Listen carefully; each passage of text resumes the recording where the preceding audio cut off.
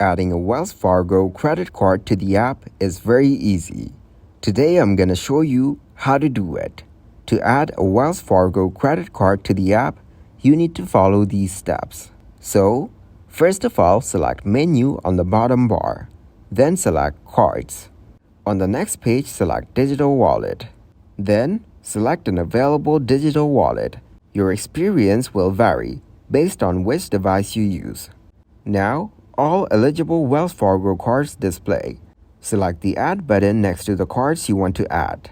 After that, follow all prompts to finish adding your card to your digital wallet.